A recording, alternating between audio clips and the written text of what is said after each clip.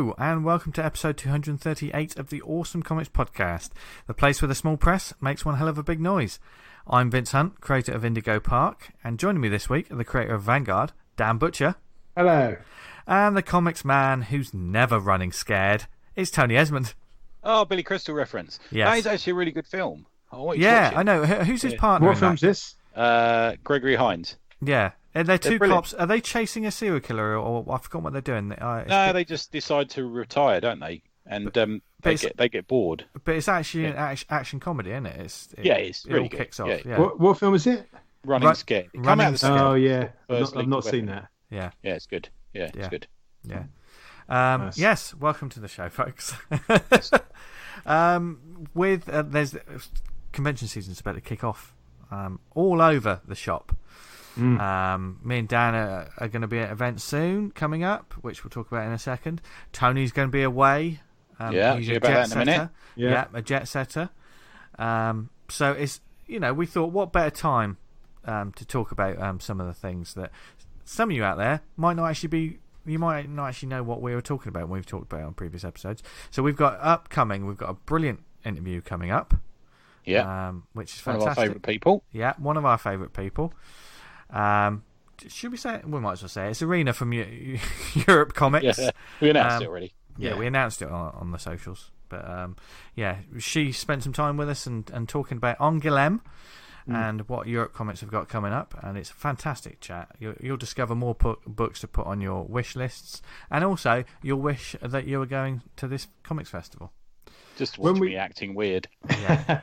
When we get like an email from Irina and it's got like half a dozen like European comics on it, and you read them, you think, bloody hell, the work in this. Yeah, they're amazing. If you're not getting into the European comics, you're really missing out. Yeah, I read some real dreck this week from my pull list. I got Atlantis Attacks. Okay, and I'm really? Oh God, it looks awful. And then I'd sent you some images from Marauders, the new issue of Marauders. I thought, yeah, it really looks like this production line stuff. Yeah. And then you open that Django book she's going to talk about in a minute, and you think, oh my God. Yeah. Yeah. There's more effort in a page of that than there is in a whole issue of these, Yeah. Yeah. Yeah. It's I know the scheduling's different and stuff like that, but bloody hell. Yeah. It's a completely different world. And it's a world that we think that you lovely people will enjoy more. So, and Europe Comics doing great stuff. I mean, we've talked about it for a while now. And we always like to dip our toe in like reading those books from time to time. And we also talk a little bit about the reverse, the English comics going that way, and the fact they are looking for books to translate into French and Belgian. It's an interesting world at the moment. Yes, it is indeed. Do you know what else is an interesting world, Tony? My world, my little world. Not that. That's a terrifying landscape of post-apocalyptic hellscape. It's a hellscape of sex, drugs, and violence. It's a little bit cockeyed. Yeah. Yeah, more than a little. Yeah. Yep. But we're not talking about that world. No, we're talking about the world of Comic House, our lovely sponsor. Yes, the indie comic marketplace. We love them, and they put up with us. But no, if you go to comichouse.com, you can see that there's a huge selection of titles on the Comic House database. Lots of indie creators list their books on there for free, and just start selling. It's another avenue to get your books out there. I think it's only they charge 1p. For every sale, something like that. Nice. It's amazing. But what is even better is their app, which is they have a featured section on it, and it's just the selection is growing all of the time. What's on there at the moment, Dan? We've got Captain Cosmic issue 3, Hooper, Detective of the Strange issue 1, Raid on the 4th, which I don't know anything about. That looks great. Yeah, and it looks good. I've seen that before. I've not seen that. That's interesting. Yeah. 3 panels of what? That's a Rick Jackson experimental comic. That's a fantastic. Well, actually, it's not just Rick Jackson. Not just his son. Yeah, son. Yeah. His son Dylan Jackson Gibbs. Yeah. There you go. Awesome. Brilliant stuff. book. And Kelly Crimson Volume 1, Issue 1, which looks. I had a look at that. That's quite gory. That one. Okay. Yeah. I also uploaded that comic I worked on about over 10 years ago called Retake. Oh, The yes. Oh, I saw we did that. Is that on there now? Is it? Yeah. It should be on there, yeah. Yeah, hold the phone on that one, Dan, because we'll come back to that in a second. If you want to see what Dan's talking about and all of these other fantastic titles, then go to comichouse.com, find out more. There's a 14-day free trial, and I think once you do the free trial, you'll stick around for the subscription. It's only £3 a month, and let's face it, we're all wasting that on a month on one title we probably shouldn't be reading, whereas you can read a whole load of brilliant comics this way. So check it out at Comic House. As we were saying just then, Dan, before we get stuck into the meat of this week's episode, I had no idea this existed. No, I didn't either. And it just appeared on the radar. Well, when I got to know your work, and even before I got to know you or we had any contact, it was Vanguard. I was a reader of Vanguard and a fan of your work, then. So I wasn't aware. I know you did some Reynard City stuff. Yeah. Before I knew about that one. Yeah. Yeah, and I knew about that, but I had what is Retake? And I know it's an early work, isn't it? What year was that? God, must have been about 12, 13 years ago I started doing it.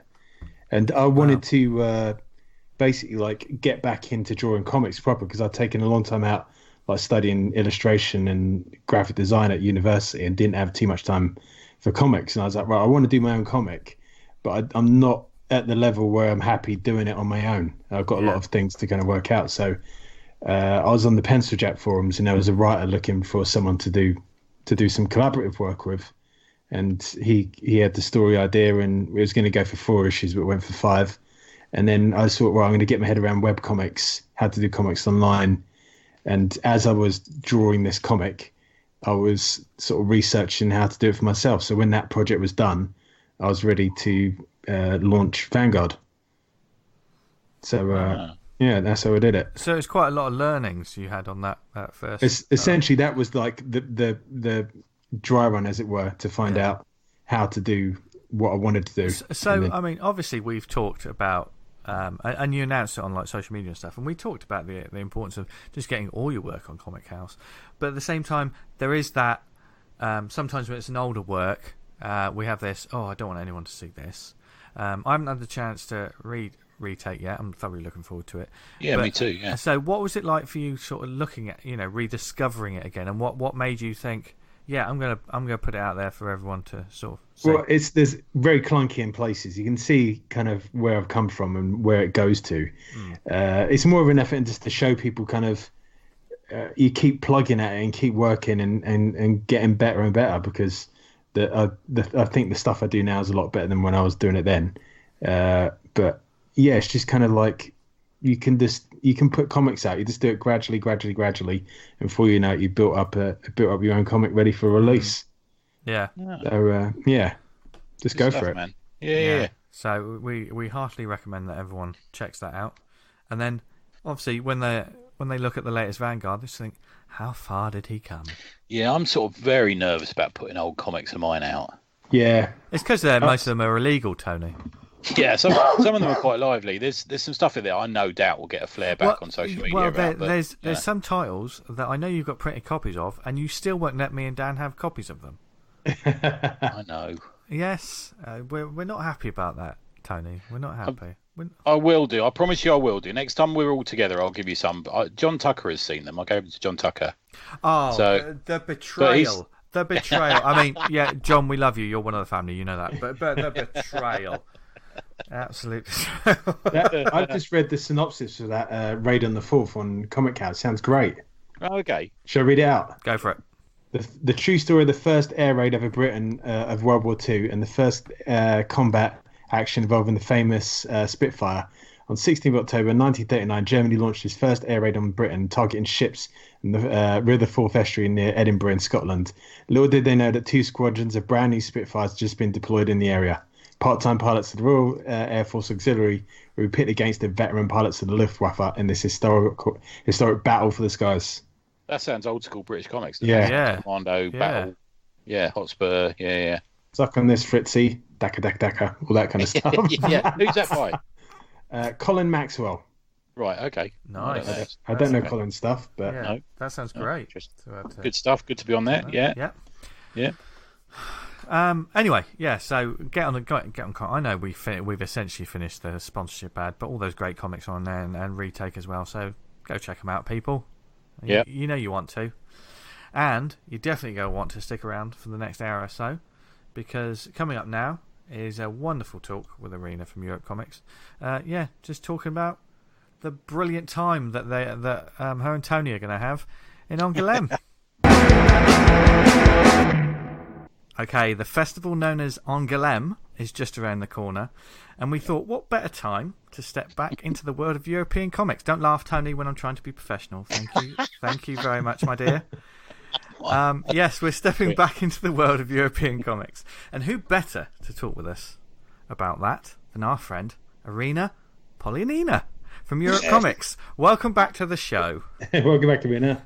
Thanks very much for having me back. It's like my third time now. Third time. Yeah. Do I get a special hat or something? No? Yes, you do. You get a special hat. That's how we work it. And you get a lot of sympathy.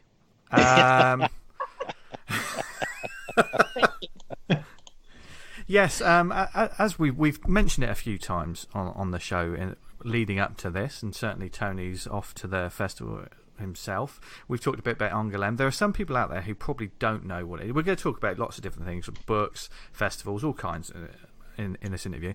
But for some people who don't know what En Guillaume is, let's just, because they might think, what are they talking about? Where? What is this? So should we just start off with what exactly is it, and what is this magical place that is happening? It's up a mountain. Yeah. I've not been before. Irina, you've been before, haven't you? Yes, it's going to be my third or fourth year. I go every year, yeah. And it's magical. It's the biggest festival you can get in France. So it's like the comics mecca over there, and it's a very cute medieval town. But you've rightly pointed out that it's on a hill, and that creates a lot of extra challenges while being there. And if you look at the map and you want to go from one venue to another, it might seem like it's super close, but actually there's a steep hill that goes all the way down. And during my first year, it was probably the most challenging year because I did not know the city at all. And getting from one place to another is a bit of a challenge. So if you get to a few bumps in your first year, don't be too hard on yourself. So your cardio has to be really good for this. Yeah. And good. I think Sam said the fact was we're staying with a family, me and Sam from Nobrow, and he said, "Oh, they're going to pick us up," and I said, "Why is that?" And he went, "Well, you got to drag your bags all the way up the cobbled hill." Yeah. And I went, "Oh, okay, all right, fair enough. It's not very nice then." Okay. Yeah. They do that. Well, the thing about Angoulême is also because it's such a small town, there is literally like 2 hotels in there, and that's why you are staying with a family, and I'm staying with a family. We're all staying with families, but. I don't know, from my experience, it's great because they give you great breakfast and the houses are really nice. And there's just really nice atmosphere that you won't get in Comic-Cons and bigger cities. Yeah. I mean, this is why I've sparked myself up. This is why I've cut my hair and shaved my beard off, because I know that they don't want that weird English hairy monster in your spare room. You know what I mean? Oh. You'll come back out of it French. I will. Yeah. I am slightly Gallic. I do have a touch of that about me. I'm learning so much about you this week, Tony. I am learning so much about you this week. You know I'm partly French. I've told you before. Really? You're parts of many things. I thought he was part Scottish. No, that as well, I guess. Kind of, yeah, I don't talk about that side of things. No, he's a Highlander. Well, he was French, wasn't he? He didn't sound very Scottish, did he? Yeah. So basically, En Guillaume is it's a comic festival that takes over this. Did you say it was a city, or is it like a large town, or? I would call it a large town. Yeah. It's not a metropolis or anything like that. It's a small, cute town. There's a lot of restaurants. There's obviously a lot of cultural spots because a lot of the events take place like in the Cinematheque or in the conservatory and the town hall. And then they put up these huge tents all over town. So, yeah, if I could compare it to something, it would be Leeds, the Thought Bubble. The last venue, the town centre one. Yeah. Okay. Scale, though, perhaps. On a bigger scale, yeah. Because there is one tent that's dedicated to all the publishers, so you have all the books on sale and you have the authors doing the signings. Yeah. Then there's another massive tent that's artists, like artist alleys, another tent which is dedicated to rights people. Like, so we will be based there, and this is where all the deals happen. Yeah, I think that's where we're doing quite a lot of stuff because we got a few meetings and stuff there. Okay, well, yeah, hoping to see you there. Also, yeah, definitely. We want to have a business. What do you mean you're hoping to see me? I'm going to be with you the whole time, Marina. I don't know if we discussed this, but we can be pals. Same family? No, for you, I hope not. Do you know what I mean? But we're meeting up on the Saturday. We've already arranged it. We're having lunch. And this is a show exclusive because the guest has just found this out right this second on this show. Yeah. I'm going to have lunch, and it's going to be vegan. Thank you. So I'll get there on Wednesday, and I'll just turn up at Irina's table and go, so all right, so what are we up to now? Okay. And you'll have that sort of pain. She's like, who the hell are you? Disgusted look in your face, like, oh God, how long will it take me to get rid of him? That's kind of what I get a lot, Irina. That'd be fine. Okay, so nothing you're not used to. So have you got quite a lot you've got a table there, take it in the publisher's bit of you or the deals bit? Well, we're not going to have a stand like we normally do during Comic-Cons or other events. So there will be mainly based, in the rights stand. Our team will be meeting with other publishers to talk about various books and their translations. Right. Whereas I'll be running around town quite a bit, like going to events, taking photographs, recording them, and kind of putting it all on our social media. Oh, we're doing the same. That's what I'm doing. I mean, I already think it's fascinating that, I don't think anyone listening to this can probably fathom the size of this event. I mean, obviously, it's a huge event. But it's fascinating that there's a tent just for, like, the rights and all of that kind of stuff. That's crazy. Yeah, because it's, you get the professional book fairs, you get the book fairs for fans, but this is really a mix of everything. Everything comics related happens there. And for instance, like, I'm super happy that this year there will be some English artists coming, most notably in my list, John McNall, the author of The Kingdom. I love John. His book a translation translated into French. So he will be there at the Dargaud stand, which is like one of our publishers. You do a lot of Dargaud stuff, don't you? I know they're they're big. You deal with them a lot. I always look to see who's published books first when I read yours, and it's often them, isn't it? Yeah. So I'm gonna take my copy of The Kingdom, which you gave me during Thought Bubble, to get it signed. Nice. Cool. He's a lovely guy as well. Love John. Okay. Super nice guy. Yeah. We're doing something else with him coming soon, so watch this space. But really good. And AJ Dungo's there as well, who's published by Casterman, who in Waves came out. And I know he's shortlisted, isn't he? He's in the official selection this year. Yeah. So were you able to just describe? So it's a when you go to their website, I did use Google Translate an awful lot. Yes. But there's a number of sort of different areas of awards and selections. So you've got the Grand Prix, which is the 3 runners-up, which will be announced, I think, on the 31st. Is that right?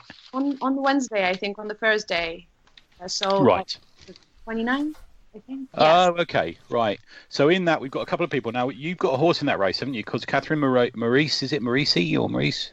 Catherine Maurice. Maurice? She's up. She's one of the 3. Her, who are the other 2 off the top of my head? It's Chris Ware and Emmanuel Guber. Is that his name? Yeah. Who did the book about the Doctors front? Was it the No Frontiers? Doctors with No Frontiers? Yeah. The book is called The Photographer. That's a lovely book, incredible book. Yeah. But my money's on Catherine. I've got to tell you. Mine is too, because I love her. She is my highlight of the last couple of years and of Angoulême this year. Definitely. Yeah. And she's got an exhibition as well, I think. So there's going to be an exhibition, a retrospective of her work, because apart from being nominated for the Grand Prix, this year has been huge for her because she's been elected a member of the French Academy of Fine Arts. Right. And is the comics creator to do so, which is very impressive. And I'm a huge fan of her work. I first came across her when Europe Comics translated her book called Lightness. Yeah, it's a lovely book. Yeah, and that depicts her journey to recovery after a terrible massacre at Charlie Hebdo. So those who don't know, she was basically late for a meeting at Charlie Hebdo and avoided the terrorist attack, didn't she? She was one of the lucky ones who got away because she was late for work because of actually another personal drama that was unfolding in her life at the moment. And so the book is, her search for ways to move forward with her life and with her art, because as a consequence of the trauma, she loses a lot of her memories, especially those to do with the aesthetic pleasures in life. Okay. So she goes on this quest of kind of rediscovering the beauty and lightness in life by going back to the work of Marcel Proust, Stendhal, like other writers, philosophers, painters who had a big influence in her life. And big Proustian moment of trying to rediscover the beautiful and the life fascinating in life. And I read it this weekend. When I read Le Grand Espace, is it? Another one which came out recently, and it's.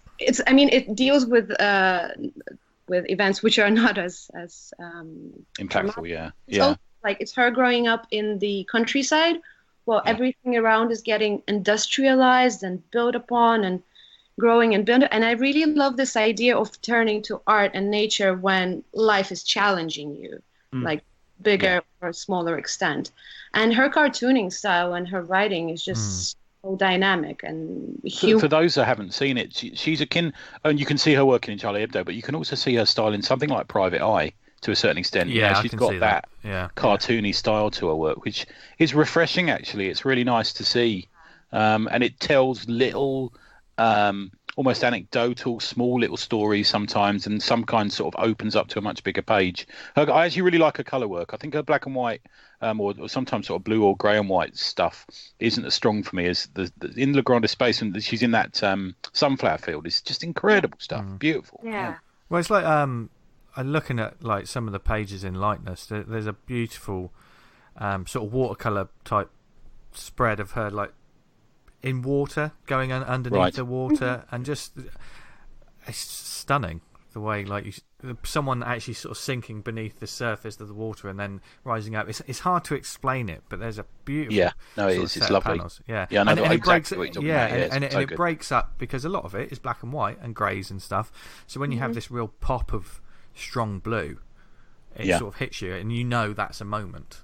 Do you know what I mean? I was reading the Comic Journal interview that I sent you guys earlier, and she's a thoughtful creator as well. I like people. Maybe it's the admiration I have for the sort of French comics aesthetic, but people who put that work and thought into comics, really appreciate it. Yeah. Okay. And we're translating her latest book, which now it's my favorite one. It's called Delacroix. The Dumas. Is that Alexandre Dumas? It's written by Alexandre Dumas. It's actually a speech that he has written about his lifelong friend, the famous French painter of the Romantic school, Eugène Delacroix. So it's a speech that he has written for the opening of Delacroix's retrospective in Paris, which opened a year after his death. So, it's a speech. It's very lively. There's a lot of anecdotes in there and characters. And so Catherine Meurice illustrated that speech. And again, it goes between her using her very dynamic cartoons to depict those anecdotes and the funny moments. But then she uses these beautiful, beautiful watercolors to make her own versions of the famous Delacroix paintings. It's just gorgeous. And I read it in French, and I'm really looking forward to the translation to be done because my French isn't that great. So I really want to Wow, okay. I wondered where that came from, because obviously I'm aware of Dumas's sort of adventure novels and stuff like that, but I wasn't. I was searching through some internet stuff, thinking, did he write a book about Delacroix? I didn't know, and then that's what it is. I realise. Okay. They were very good friends, and this is a speech he gave a year after his death. Okay. So that's what happened. Okay. So one day somebody will make a comic about one of our speeches on here. Do you think so? I think so. Oh God. Maybe a court cartoonist. I wouldn't hold your breath, Tony.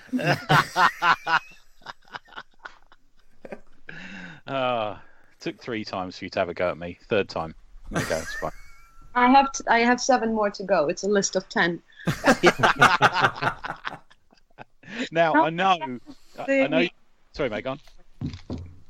I know you were very excited. Now you messaged us and very kindly sent us a Dropbox link with some books in it, and then you messaged me saying, "Oh, I forgot to include something." Can we talk about the jazz one? Are we allowed? I can't remember what I was allowed to talk about. Was it the jazz? I'm hinting at it. The jazz musician one. Can we talk about that one or? Yeah, sure, of course. Yeah. So it's the book Tango Reinhardt that you're preparing. Is that right?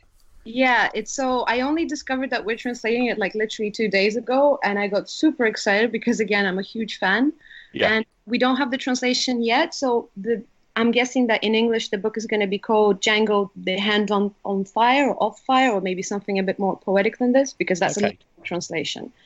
And that's the story of the Django Reinhardt, the famous Romani French jazz guitarist and composer. He's like the first jazz talent to emerge from Europe, and he's perhaps the only European who has ever had any influence on the American jazz at the time, because he recorded with Duke Ellington and other legends of the era. So he was born in Belgium, then he moved to a Romani settlement outside Paris. I was going to say, I was looking at the comic earlier, and it very much seems like that sort of Romany gypsy feel to it, you know? Absolutely, yeah. This is the community that he came from and he lived in his whole life. And so he starts playing early on. His mother gives him a banjo, and he learns himself by just mimicking the fingers of other musicians that he's watching. And then he starts busking around, playing in bars, small venues, and he starts being spotted by promoters and band leaders. Because what he did, like his peers were just stunned by the fact that he used the guitar to play melodies which were not meant for string instruments to start with. Right. And eventually one of his big inputs into the jazz was to bring guitar as a lead instrument in jazz compositions. So so he starts recording, he starts gaining all this international attention, and at this very crucial moment of his career, he nearly dies in a very dramatic fire. Right. And, most of his body gets burned, and most importantly, he loses the use of 2 of his fingers on his left hand. Yeah. But within a year, he totally reinvents his left hand technique. There's a beautiful couple of pages on this, actually, where you just see, you've got the sort of widescreen sort of, showing him sort of recovering and stuff. But then there's just details of the hands and the finger movements and, him figuring out how to play again. And it's beautiful stuff. I was looking at them and I was thinking about, like, I saw a few conversations here and there on Instagram where artists talk about how the hands is one of the most difficult things to draw. Yeah. Right. Yeah, it was. Yeah. And to then draw hands that are then malformed. Mm-hmm. But also forming chord structures. There's it makes it even worse. Yeah. One of you play the guitar? I do. Yeah. Oh, okay. Because I don't play it, like, so I couldn't probably appreciate it to the extent, but. Oh, I'm sure you can. The colours in that, the colours are so lush. It's so amazing. So rich in its colours and stuff. Some of the bar scenes, I put a panel up on Twitter saying, I'm getting to read this early. And there was so much response to how amazing it was, Really was. Yeah, okay. Oh, that's good. Yeah. Like his history at the back. It's gorgeous. I can't read French, but it's got like a kind of a relatively short life story at the back. So that'd be cool to read that in English. Yeah, it should come out. I don't have an exact date yet, but I'm hoping that it should come out in spring. Okay. So, yeah.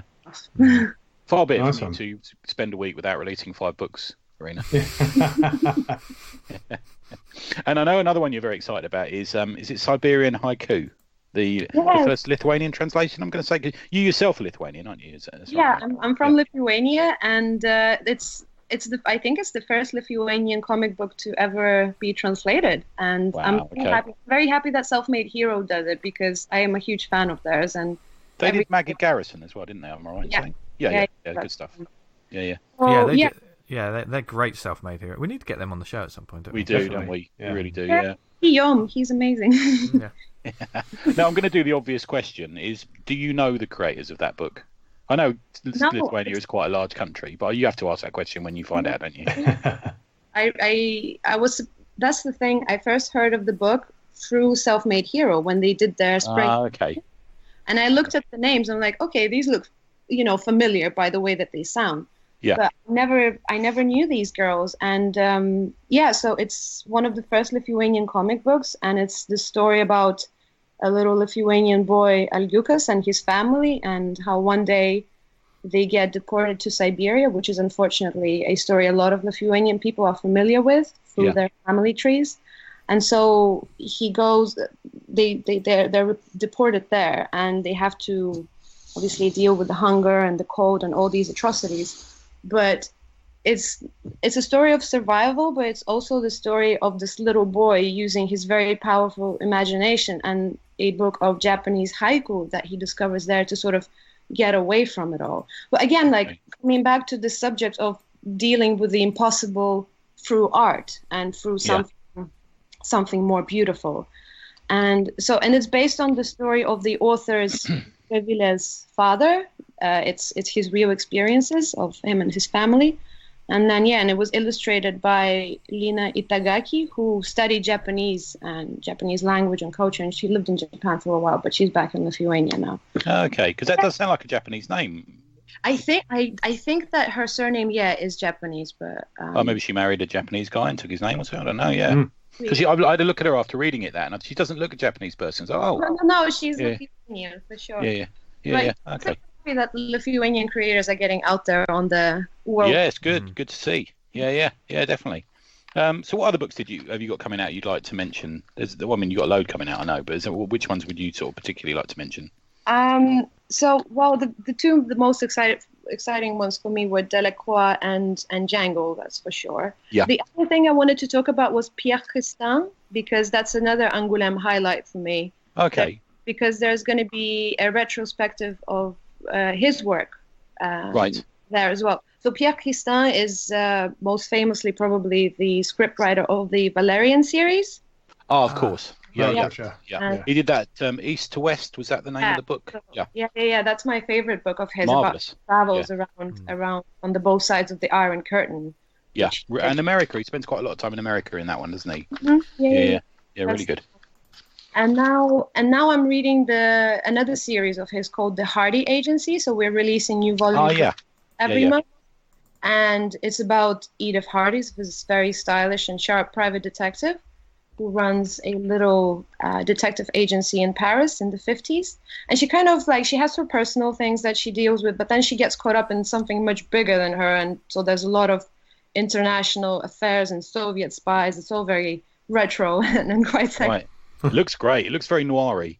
Yeah. It looks like Parisian noir, that sort of thing. Yeah. It's drawn by Annie Gotzinger, who unfortunately passed away just a few years ago, who's also a huge artist in France. So there's this series, and also another book coming from Pierre Christin is the biography of George Orwell. Oh, yes, I saw this on your list. Yeah, this looks amazing. This year by Self-Made Hero, actually, but it's translated from French. So right. Those are the...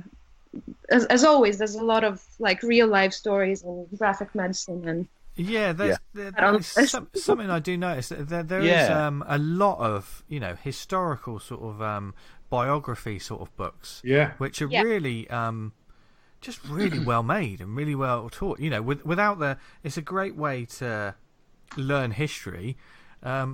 Sneaking it into comics in some way. People don't understand that a lot of these books do really well. Our Darwin book does extremely well. Mm-hmm. Because it does well with libraries and schools, and people see it as more graphic novels have got a little bit of a cachet, now. Yeah. So it gets them in front of sort of educational establishments and stuff like that, and it also gets it into the chain bookshops, which is quite good. Yeah, we do well off that sort of thing. It must be such an interesting way to convey, because obviously it's a writer and artist, teaming up to tell this story of someone that they probably haven't met, but they're fascinated and they've done their research. But no matter how much you research, no matter how much reference you got, how do you know the emotion of what happened at that particular moment or time? I think Django is a good sort of proponent of this, because there's some scenes in that, and obviously I can't read French. I'm just going by the visuals.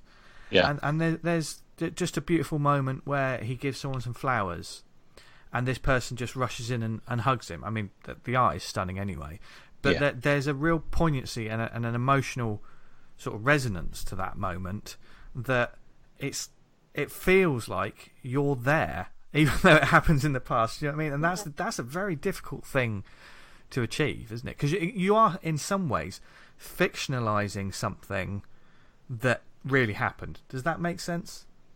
You sort of you can never. Yeah, it's always a dramatization of the facts, isn't it? It's almost like a film of something. Yeah. You can't quite No, get it it's exactly really funny right. that you pointed out this particular frame, because I was discussing this book with Nazeli, my colleague, like right before the weekend, and for her, this particular panel, it makes the whole book. Oh, Because okay. Yeah. on the parallel, there's this very dramatic love story happening as well, because Django, like he has this his sweetheart and when he's younger, but then he goes on to marry this other girl, and then this childhood sweetheart comes back in his life, and the scene when she runs to him with the flowers is just so powerful. There's so much. Yeah. I mean, you could just, forget whatever languages you know. Take the speech bubbles off. If you just see this page, you know the emotion that's happening there. And it makes me. Depending on the style of comic, that's kind of a good definer as to whether it's any good, isn't it? You know what I mean? It really is. If you can tell without the words, you get a sense of it, and the words are richer and make a sort of richer experience. I think that's a good way, a good judge. Definitely, yeah. Yeah. It should stand on the artwork alone. Yeah. Yeah. You should be able to get a feel of it at least. Yeah. Yeah, unless it's a lecture to the United Nations or something. But mostly it's like, you should realise the emotion of it coming off the page. Yeah. Another book, I've read a few books this week of yours. Thanks for sending them through. Do appreciate it. But a couple I wanted to mention was the Undertaker series. I'm a big fan of the westerns you're putting out. Ralph Myers a superstar, isn't he? He's a rock star. My God, I love his artwork so much. It's insane how much detail there is in. Yeah, he's taken the reins from Blueberry for me, from in the Mebius Blueberry, stuff, or Gerard Blueberry. Is for those that don't know, The Undertaker is basically a. If it was a movie, it'd be a 70s dirty western. Do you know what I mean? It's that sort of spaghetti western kind of feel to it. But it's an Undertaker. He's a cowboy. He's dressed as an Undertaker. He's on the run, and he has a pet vulture, I think, doesn't he? That's right. It's a vulture, and he sort of travels about in a sort of Undertaker's cart, killing people and then burying them. It's quite bleak, but it's so well drawn. And that's the thing. We've said it before. That's the thing you guys do so well is westerns. We hardly do them at all in the the UK and the US anymore. But the westerns just sing. There's an absolute beauty, like a brutal, beautiful sort of move to them. Really is. The western has become a French genre somehow in the. Yeah, it really has. Yeah, and the other one I wanted to mention was The Colony. Is it Nicholas Debon? Debon. Yeah, and it's a strange. It's not what I expected from the cover. The cover is sort of this sort of snowbound trail of people pushing their way through the snow, and when it was called The Colony, I thought, it's got to be post-apocalyptic. They're creating a colony amongst zombies, or it's got to be that. But it's not. It's kind of it's kind of a building of it's a Marxist comic. It's a comic showing the theories. Yeah, is that right? Is it or? What's that? Sorry. It's a sort of Marxist comic. It's the basis of Marxist theory. Yeah. Yeah, and this man creates a town, and people come and move in, and it's autonomous, and there's no real leaders, and a kid is born, and the kid is part of the town and doesn't have any sort of immediate parents because it's a co-opted sort of community, and there's a lot of very, excuse me for saying this, French people, there's a lot of very French political eulogizing in it. Vive la Republic type stuff. You're the Frenchest person here, so Sorry, you're the Frenchest person on the show, Tony. Oh, right, okay. Yeah, that's great. Just part of me. And it's told with this brushy, and it all takes place mostly, and the majority of it takes place in the forest and this clearing where he builds his town, and the local townspeople are at first at odds with him, then they're with him, and then they're against him, and it's really clever. It's like is it an actual history or is it a sort of false history? I think it's a real story. Right. Okay. It's a utopian society that existed for a very short period of time, but it is true. Yeah. It's really interesting. It's a really interesting document of how they cope with everything. The art. I love the feel of the art of that book. I haven't read through it yet, but as I was saying, like the art is right up my street. Oh, there's the best snow on trees. You know, there's whole just panels with small sort of narration boxes, but the just showing a sort of a snow-ridden forest. Beautiful, incredible. I like a panel with snow. Yeah, I do. Yeah, it's hard to do. You think that whiteness of it? Yeah. Yeah, really good. Is there any other books you'd like to mention at all, Irina? I know you've got a few favourites, but what about the Detection Club? Does that just come out? Is it? Yeah, Detection Club is great, and it's also linked to Angoulême because the author will be in Angoulême next week, and he was discussing this book with Posey Simmons. So, okay. Yeah, so the Detection Club, it just came out, and it's set in 1930s England, and it's all the best mystery writers of the era, like Agatha Christie and John Dickens Carr. They all come together and form this society called the Detection Club, where they kind of eat, drink, and challenge each other. And then they end up getting invited to this private island by a very eccentric billionaire who introduces them to his latest invention, which is a robot who can predict the ending to their novels. And then obviously somebody gets murdered, and they have to solve that. It's very fun and very stylish. It's very French, but with a good dose of British humor. And and apparently Posey Simmons really loved the book, and they're going to be discussing it. Oh wow, I can see that being up her street. Yeah. So you should definitely come see it. I'm going there for sure. No, I'm going to see that. It reminds me a little bit of the old sort of Agatha Christie movies that were in black and white. Do you remember the sort of Passport to Pimlico, Ealing comedies kind of period? It's got that about it. So she's with obviously she wrote Miss Marple, but you kind of imagine Agatha Christie as being the Miss Marple character, don't you? You got G.K. Chesterton did Father Brown, and you've got Dorothy Sayers who did Lord Peter Wimsey. If anyone's heard of that, yeah, it looks really good. I know.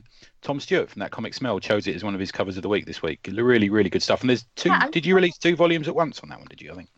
Sorry, say that again? Did you release 2 volumes at once? Yeah. So the book came out in French as 1 volume, but we've separated it into 2 parts to make it more manageable to read, I guess. But we separated it into 2 parts. But it's complete. The story is complete now. Okay. Excellent. Yeah, it's great. I love that one. Yeah, it looks really good. It's next on my list to read, I have to say. Yeah, it really is. Now, am I right in saying that not only do you, as your sort of model at Eurocomics, take French, Belgian, Lithuanian, Polish, Turkish comics and translate them into English? Are you taking English comics and translating them the reverse way now? Or? So the publishers that are part of our project, I'm talking now on behalf of the French publishers and the Belgian publishers. So they more and more often they buy rights of English language books and translate them into French. So our particular project does not deal with it, but it's the publishers that we part of who buy these rights. So there's the Kingdom, the most notable one for me right now. Yeah. And actually, they're also going to another French publisher is translating that Lithuanian book too. So that's actually, I don't know. I started noticing it this year that the French publishers are now venturing more and more into translation because comics is such a French game, and same as with English and American publishers not translating too much in fiction and nonfiction into English. But no, I think it's changing a little bit. And you've also got a deal going with is it a webtoons? Is that right? Yeah. Thinking, did you want to talk a little bit about that as well? Oh yeah, sure. So it's called the Webtoon Factory, and it's actually a project of one of our publishers, Dupuis. Dupuis is the publisher of Django, the one that's that we're translating, and also Black Water Lilies. I love that so much. Right. I was chatting to Jason Wood from 11 O'Clock Comics about that because he independently did a review without hearing my one. That's an incredibly great looking book, isn't it? Great mystery, isn't it? It's like I don't know. Towards the end, it's like Inception. It's a dream within a dream. And yeah. So it's a 3-aged layered book, isn't it? It's and it's all set in the town where Monet drew his water lily pictures, and there's is it that the mystery is this is a genuine mystery that the black water lily picture is still missing? Is that right or? Oh, I don't know that. Oh, no. I thought that was okay. I think it's fiction. No. Is it okay? I don't know. Yeah, I'm not sure. Yeah, who knows? Everything's fiction. Come on, what's going on? But Podcast is fiction. everything I say, Yeah. but it's got that. I don't know. There's a little bit of the Posey Simmons about the art, like coloured. Some of the ladies are slightly cheekily overdrawn. Do you know what I mean? Some of the, there's a certain underlying sexuality to a little bit of it as well, isn't there? There's a sort of cheeky broodingness about it, Sexy. Yeah, sexy. That's the word I was looking for. I didn't want to say it in front of the boys because they get embarrassed. But You're welcome. but I recommend it as a mystery. It's probably one of the best mystery comics I've read for a long time. It is really good. Yeah. And there's a realization that happens at a certain point, and you go, "Oh, right." And you just want to go back and kind of reread the whole book all over again, because just to make sense out of it all. I love that one. There's a great sequence where there's a detective, a sort of head detective, and he's got an assistant, and he discovers there's a suspect, and he starts interviewing the suspect's wife, and the suspect's wife is sort of swinging her hips a little bit too much, and you begin to think, is he being taken in there? What's happening? And then, but there's so much more to that relationship that you sort of find out elsewhere within the book. Incredibly clever. Yeah, very clever and very, very beautiful. And like the art, because there's the Monet house, the real one that exists. Yeah. You can do a virtual tour of it. Oh, okay. You can see just how the art in the book is like 100% just the way it looks in real life. It's very Yeah. very beautiful. Okay. Detoured from Webtoons. Oh yeah, sorry. Yeah. So that was the publisher of Blackwater Lilies is Dupuis, and last year in Angoulême, actually, they launched their Webtoon platform. So they started bringing webtoons from, mainly French creators, but also it's open for other European and international creators. So they started publishing webtoons, and we've collaborated with them, and we translate them into English. So now we have a webtoon catalog, and it's starting to grow now. We don't have that many series just yet, but there's a few good ones. There's one which I personally like. It's this very funny slice of life story of an Italian girl who moves to Paris, with these great dreams of this beautiful life that awaits her in Paris. But actually, it's not that fabulous. And then there's another series about this eco-Satan, so to do with all today's concerns for global warming and recycling and things like that. It's quite bizarre. And a few more. So I think there's maybe 10 to 15 series that we hold at the moment, and we're translating them little by little. World domination. I mean, certainly. I mean, if you look at, just say you go onto the Europe Comics page on Comixology, and just the amount of titles that you see there, you're just going to be drowning in books in the next sort of couple of years. I mean, you got more than enough to handle at the moment. But in fact, we got a question from the Facebook page from Gary Hill, and he says he's not dipped his foot in yet. I know Gary a little bit, and he's a sort of 2000 AD fan. Okay. Irina, and I was going to drop it on your toes there and say, what would you recommend for him to read from your library of books currently, if he wanted to choose a couple of books to start with? Where would you go with that? So if we're talking about like action, a bit of sci-fi, maybe. Sci-fi. Yeah. I mean, Human. This book that we recently released, Human. It's yes. Yeah. Apocalyptic. Well, so it's not sci-fi exactly, but it kind of is. It's spaceships and robots, aren't there? Yeah. The post-apocalypse, and that was I think it's a great one to start with. That's an amazing book. I reviewed that, and that's a lovely book. Yeah. Was that the book you was talking about last week, Tony? No, that was Midian. Yeah. That'd work as well. That's got a very 2000 AD feel to it. It's really good. Yeah. You can easily see someone like Pat Mills writing that book, can't you? Yeah. Yeah, definitely. Okay, and then the other question we had, and I'm sorry to bring it up, it's been brought up on the Facebook, is Sam Webster asked, how will Brexit affect the deal? I suppose the answer is we don't really know, do we? No. We don't really know. I mean, business as usual here. Yeah. Well, actually, we are planning to go to a festival in the UK this year before the S hits the fan. Okay, where are you going? So this is what we wanted to talk to you about in Angoulême. We wanted your perspective on all the festivals that are happening in the Oh, okay. Interesting. Tony's going to get the inside track. Interesting. Yeah. Presentation, that would be great. Wasn't there something to do with like the customs excise going back and forth between the country might increase? So that'd be something that have to be considered. What I'll do, Irina, is I'll set up a Dropbox in the dark web. And you can just send us. I guess it won't affect digital. Okay, but don't send me any links on my work email, please. Okay, fair enough. No more anyway. Yeah, okay. So yeah, I mean, no, Brexit is not something we talk about too much, to be honest. Yeah. But we are still looking at the UK market, and we are going to try to go to a festival this year. Oh, okay. We'll have a talk maybe after we stop, but I'm just going to say thought bubble. Yeah, thought bubble. Yeah. That's what I was telling them, but they want. Yeah, I don't know, because we did go to Thought Bubble once already, and I think it's a bit of a different deal now as well. This is a different location. In fact, I'll tell you. I mean, we'll talk off. I've got something. I'll probably tell you offline. Yeah. Something that might grease those wheels. Oh my word! I mean, look at this happening live on air. It's not live. You're going to edit it. I know it. No, we never edit you, Irina. You know that. And a couple of. I just want to mention a couple of the other exhibitions as well. While we got you on, I'm going to try and get about to them all. But as I understand the exhibitions, some of them are in like just little venues, little shopping centres and stuff like that. Are they? They're not always very central. Is that right? No, that's right. Some of them are quite small. But some of them are in the Museum of Bande Dessinée. Right. And getting to that museum is probably the most challenging bit because it's all the way down the hill. That's right.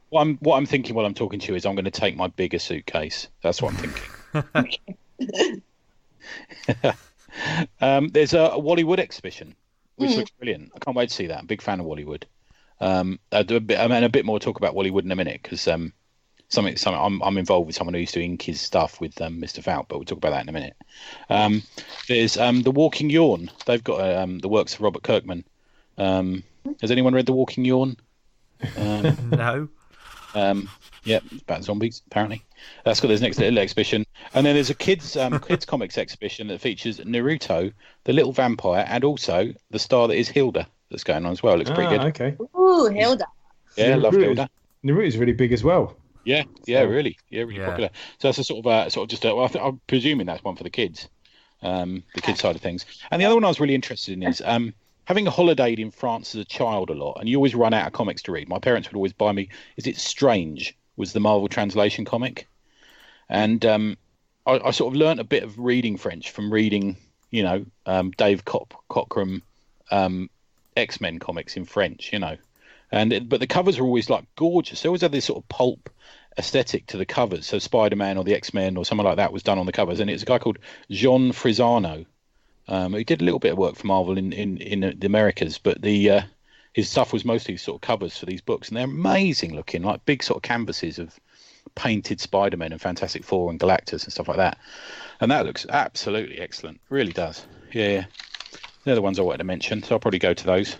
Have you got anything outside of work time? Have you got anything you're looking forward to? Well, that's the beauty of it because I'm combining work and pleasure. Right. Okay. These exhibitions. You know what? One event I won't be able to make it to, and I was hoping maybe you can go and then tell me all about it. Right. Okay. One of the great things that they do in En Guillaume every year is that they throw these concerts where they combine drawing and music. Oh wow! Okay. I think he's English actually, an English singer, Hugh Copeman, and his jazz band, and he will be performing with the great Juanjo Guarnido, the artist of Black Sad. Oh wow! Bloody hell! Also in New York, not so long ago. Wow! Yeah. Bloody hell! He did. Do you remember he did London Super Comic Con, the first one we did, guys? Yeah. Really? Yeah. Oh, okay. Yeah, he did. Yeah. I was too scared to talk to him. Yeah, we were. We had a lot of that going on though. Yeah. I wonder if they'll let me get up and do a few songs, Irina. Oh no! I know Wonderwall. It's not karaoke. No, it's not a karaoke. It's drawing and music. Yeah. So by about day 2, you'll just have to pretend you don't know me. I think that's probably. Yeah. You don't want to get deported just after you arrive, Tony. So. I am absolutely super excited. I can't wait. I'm like genuinely like a child before Christmas. But you know what? I saw that you changed your Twitter status like 1 month ago, saying Tony's En Guillaume. Chill out, man. I'm just going to change it to Tony was at En Guillaume after that. No. But you definitely, there needs to be lots of photos, I think, because it's hard. It's hard for people to fathom, unless a lot of our listeners obviously have been to Europe and have seen like the book sections of like whatever bookstores they're in. We can't stress it enough every time, like how seriously the medium is taken and the art form is taken in Europe and beyond and stuff. I'm so jealous. Obviously AJ Dungo's a pal of mine, and he has been in France now for like 2 months touring around because he's official selection, so he's doing signings and stuff, and he is having an absolute ball. Yeah, it just looks so comic friendly. Yeah. Oh, if only we had it here. And every time we go to a festival, everyone asks us what we're going to dress up as. Yeah. And I just say Tony. Yeah. Is Jason Lutz there at all? Do you know, from Berlin? Oh, that I don't know. As I know, him and Seth are both in the official selection, aren't they? Seth's up for Clyde fans, and I'm a big fan of Seth's work. Really like his stuff. Okay. Mind you, so is Charles Burns. Charles Burns is in the official selection as well. There's quite a few UK names and American names in there. Yeah, that's true. Last year it was an American who won the. Was it? It was. I thought it was that Japanese lady who did. No, the Grand Prix. The official selection, like the book, it was. The name is escaping me.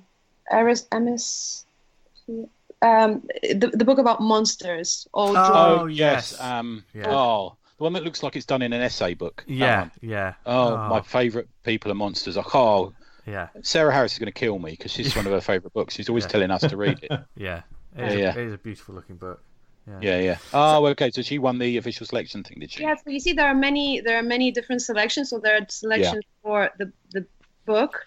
Then there's a selection for a crime book. Then there's also kids one. Kids one, and then there's a schools one. Like in France, there's this different system with there's a lycée and sort of like first grade, second grade. Anyway, so all of those have categories as well. Yeah, I love the French because normally you go to a foreign language website and there's a button you can press that turns it into English. They do not have that on the Anglais.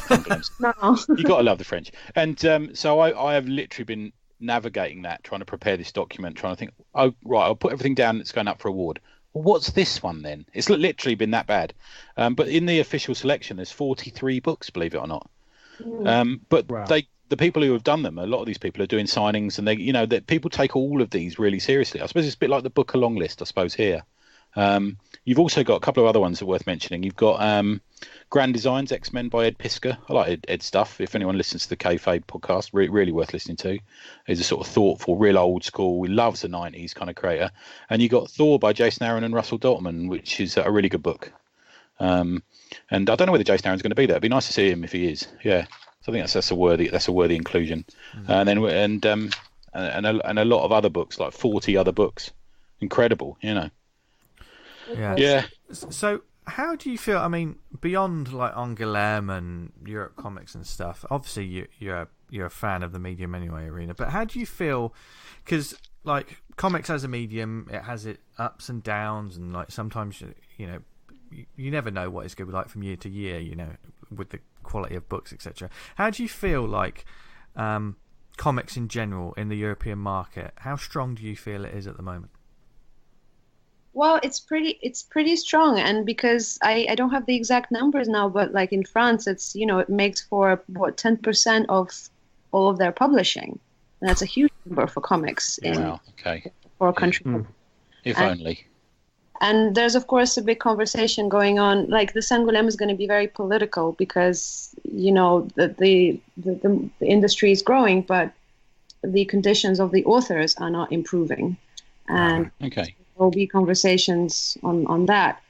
But as a medium, as a variety of genres and books, it's strong. It's stronger with every year. Yeah, I mean, as a reader, are you just constantly surprised at how it seems to be getting bigger and better every year. I mean, you guys are seeing a lot just in the stuff that you're translating, isn't it? But it is. I mean, for me, with my experience and my background, like, yeah, it's unprecedented. It's insane just how big it is. Because I think I mentioned it when we talked like the previous time. I come from Lithuania, and we don't have a comics market like whatsoever. And then I live in England, and this is when the comic books were really shoved in the corner somewhere between erotica and sci-fi. Nobody knew they existed. And it's only now that it's the medium is getting this recognition, and people are taking it much more seriously in the UK. And in France, it's been like this forever. Well, France, Belgium. It's amazing. Like, you come into any household and you see these huge A4 albums just like stacked everywhere. It's a part of life. It's a dream. It's a dream come true. But do they call them comics though? This is because I say that with obviously over here in the UK, when a graphic novel, shall we say, gets to a certain stage, and you have like the papers like The Guardian talking about it, there will be this mentality, oh, they're not comics, this is a graphic novel. Yeah. Is there that sort of thinking like abroad as well? I think it's just the words, like the terminology, because for French-speaking people, comics is American floppies. Okay. Right. Whereas comics, as we talk about it right now, it's bande dessinée. Yeah. Yeah. Then graphic novel, there is this sort of conversation about, what constitutes a graphic novel, but in the end, it's all bande dessinée. Like, we sort of see them as albums is kind of how we the word that's kind of a commonly used one these days, because you've almost got like Asterix comes out, or certainly did come out like once a year. You get that yearly album of Asterix and stuff like that, I think that the term album has something to do like purely with the size. Like, I think you're right. It's an album, but now like you'll see the French publishers it's been years that they're playing with formats, and it's not just those standard album sizes anymore. Also, it's not very practical for when trying to sell rights to American publishers, because for them they're just too big. They like them in smaller sizes. So idiots.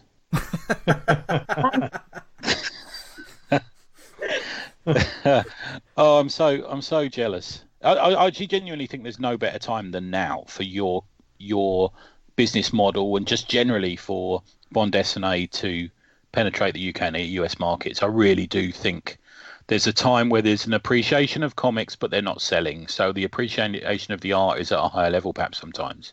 And to people who see these things and just have their minds blown by the beauty and, the elegance of these French, Belgian, Italian comics. It's just there's an incredible aspect that we don't see. And there's the so diversity. Completely, man. I mean, people will probably, people from the UK will probably have a preconceived notion. I know that's crazy. People having a preconceived notion from the UK of what comics from Europe will be like. But then, just take a look at like the Europe comics, sort of like I said before. Just browse the titles, and there's something.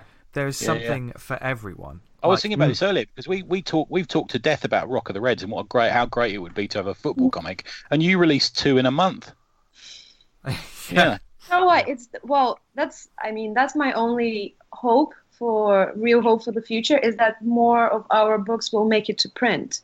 Yes. Because the aim of the project is also to make these books available for English-speaking publishers to really read through and see the story and consider buying the rights and printing them. So now on our website there is a little article where you can find all the books that made their way from the Europe digital catalog to print catalogs of Titan and Self-Made Hero and all these other publishers. So you're right, it's great, and I'm very happy that we're doing this and we're translating more and more comics, and there's such a variety, but I only hope that more of them will make it to print. Because it's not an expensive way of just translating a comic either, is it? I know once you get the rights out of the way, it's not super expensive to translate a comic. There are issues with, authors and translations and stuff. It gets difficult from time to time. Well, I'm just thinking of the book you gave me when I saw you in New York, which was a book called Trap That would be an easy book to translate because there's no words in it. And I think that. So to me, just give it to a publisher, get them to stick it out. It's the most amazing book. Yeah. I mean, the language bit may be a hurdle for some people. I mean, we've said on this show sometimes. You know, I've read it. I've read the Europe Comics one so much. I mean, Swordmaster was a great example for me. You know, I absolutely adored that, and it was like I just need like a printed copy of it. I don't care if I can't read it. I want to see the original pages. But there are a lot of people who don't necessarily shop like that. You know, they'll want a printed copy, but if they can't read it, that'll stop them, won't it? Sometimes. Yeah, sometimes I think. Yeah, we still hear lots of people who turn their nose up at the digital. And I was one of that crowd, Irina. I used to be one of that when we started this podcast. I barely read anything. Yeah. Now I've got over 1,000 books in my Comixology library. You know, I'm totally with you on it. Like I read our books because English is much easier for me. So I read it in English. Yeah. And if I really love the story, like I will find a copy and keep it in French for my library. Yeah, I've been doing that. Yeah. We've all been doing that actually. Yeah. You might actually get a shopping list, Tony. By the way, from me. Yeah, I've already had a number of people reach out. Next suitcase. Oh yeah, I am. Yeah. How many my clothes away. Yeah, I mean the thing is they're heavy books as well, aren't they? That, you know, because if you've got like hardcovers and stuff like that, you're blimey, Tony. Are you sure you'll be able to bring back all the books that you want to bring back? That you want. Yeah. It's not just me. I know what you're like. I know how much you'll buy. Well, I know Sam said to me, "What are you coming? You just bringing a rucksack?" I said, "Get off! I'm bringing a wheelie suitcase. What are you talking about? The amount of books I'm going to be bringing back." Yeah. And the other one, of course, is Marini, who we just adore. It's just amazing. Yeah. Can't wait to see his next. He's doing that noir book. He's all over Twitter and Instagram drawing it at the moment. About this one as well because I think it's going to be a little bit different from Scorpion and all these other things. But he's going to be in Angoulême as well. I think he's promoting the latest Scorpion. Okay, cool. He hasn't texted me yet. I'm still waiting. He'll probably get hold of me when he texts me. Oh, I lost your number. Still, thanks, Irina, for one of the best comic moments of my year last year was meeting him. It was brilliant, absolutely genius, and I made you take 1 million photographs of us. I saw this. You are far too nice to this show in every way. So yeah, definitely. Yeah, we really appreciate it, and every time we get an email from you, we get we open it immediately. It's great stuff, Irina. We really do. Very inspiring, and I'm right. I think there's an enthusiasm for comics from you and Nazelli that really comes across. I know I hung about a bit with her in California last year, and she introduced me to Mr. Trondheim, who also is a brilliant character. But a real enthusiasm that is communicated across about the brilliance of these books. It really is, you know. Yeah. So obviously, on Guillermo side and everything else, we've only just started 2020. So what does the rest of the year look like for you guys? Obviously, you can't necessarily announce titles because then there's lots of things being worked out. But what do you know about the year coming up? Well, so this year, we continue business as usual. What I think will be a little bit different this year from the previous years is that this year we're concentrating on translating in step with the new French publications. So in the previous year, we were translating classical series from the backlist of all these various French publishers, whereas this year we're trying to publish them as soon as they come out in French. So for instance, Django, the book that we were talking about, it comes out in French like now, these days. And so we're going to try to get it out like in a few months. So East to West was like that, wasn't it? That was a very quick turnaround. Yeah. So we did a few books like this before, but this year, this is going to be the priority to sort of concentrate on newest publishing. And then, as I mentioned, we want to do one UK-based event, and then we're also going to be at at TCAF. Oh, okay. Yeah. And then the American Librarian Association conference in Chicago, and maybe New York Comic Con. So we have a few events as well, but obviously I can't yet tell you who we're going to be bringing there, but they're going to be great. Yeah, bro. Yeah. Good stuff. Yeah. Always have a little couch and some homemade biscuits. I think that always goes down well as well. Homemade biscuits? Yeah, when they like homemade biscuits, or they look like it. It was our neighbors, the guys who were selling the original art opposite our. Oh, right, okay. All They these. brought the biscuits. Yeah. Is that the way to your heart, Tony? Just some biscuits? Well, I get to see that. I ate a biscuit with Marini. That was nice. Me, Irina, and Marini ate biscuits together. Oh, God. The diary comic you're going to write one day, Tony, is going to be riveting. Guess who I ate biscuits with today? Who? God. Good stuff, mate. That's brilliant. Yeah, I'm looking forward to seeing you guys. It's really excited. Yeah. I'll be running around looking all excited. That'll be me again. Yeah. So obviously, where can people find? I mean, if they want to find out more about Europe comics, we shout about them all the time. But just say this is your first show, people, and you want to know what we're talking about. Where can people find out more? Yeah, about Europe comics and what you guys do. Yeah, so europecomics.com.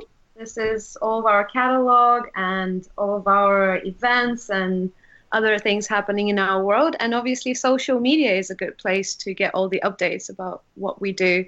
So it's Facebook, Instagram, Twitter, and the handle is Europe Comics, one word. Nice. Real. We shall put a link in the show notes. Nice. I don't know if you Google En Guillaume in a UK Google, it comes up with your site as the first site, believe it or not. Did you know that? Oh, really? Yeah. Brilliant. Well done, Google. Yeah, look at that. Yeah. The machine is good for something. Yeah. No, thank you very much again for joining us this week. Thank you, guys. Yeah. Yes, It's brilliant. been amazing. Yeah, really good. And yeah, you've got many more appearances on this show to do because you've got a list of 10. That's what you said, wasn't it? So we've done 3. 10 insults to Tony. Yeah. There you go. Yeah, one every time. Yeah. Yeah. Thanks, See you guys. soon, mate. You take And care. see you next week, Tony. Yeah. Yeah, we'll do. Look forward to Yeah. it, mate. See you soon. Bye. There you go, folks. How was that? Yeah. Boom. I didn't come across as too much of a fanboy there, did I? No. No. A lot. Yeah. I did, didn't I? No, You love it. I do love it. You weren't lying. Yeah, Yeah. you didn't embarrass us too much. Although he may embarrass us when he's in France. Yeah. I'll do that. Who was that famous footballer who went to France and suddenly he started trying to say English things in French accents and stuff? And do you remember? Why are you talking football on a comic book podcast? But that's going to be me. I'm going to start trying to say things like "le train" or something. Like my pants, that sort of thing. Yeah. If you say, I didn't realise. As I say, En Guillaume, like it seems quite business as well. You know what I mean? It does. Yeah. Yeah. I'm going to be wandering around like a sort of slavering dog licking. Oh yeah, licking... you're going to absolutely love it because it's just artwork and just brilliance everywhere. So next week, with that in mind, next week's show is going to be probably a bit short. At the in studio stuff, shall we say, will be very short and sharp. But we're hoping to get a bit of audio. This is going to segue straight into the shout out. I don't know why I announced that. I've completely ruined the segue by actually announcing the segue was coming. Meta, it's free meta. Go with it. Yeah, okay. I'll edit this out. No, I won't. You know. But yeah, next week's show is hopefully. I'm going to say hopefully, not hopefully. Of course, we're going to get audio, but we're certainly going to have clips and interviews with a lot of great guests who will be joining us at True Believers Comic Festival, the UK Comic Fest that's kicking off convention season in the UK. We're going to be there, me and Dan. Yeah. Dan, you're going to have you're going to have a special little book there, aren't you? Yeah, I'm launching Vanguard Book 3. Woo! So it's already all done. Had to pull it back from the printers when I spotted a massive error, but it's all good to go. But can you say it on air? Yeah, on the introductory page, I was getting it ready to launch from Leamington last year, but I couldn't get it together in time, and it said done the blurb, but it went Dan Butcher, August 2019. Oh, right. And I was like, oh fuck! I thought that's going to go, and I've wrestled for about 10 minutes. But no, have to call that back. I can't let that slide. Yeah. It's not a massive error. No. But Vanguard Volume 3 is going to be at True Believers. those people that have already bought volumes 1 and 2 and loved it, because people always come back for more. Like me.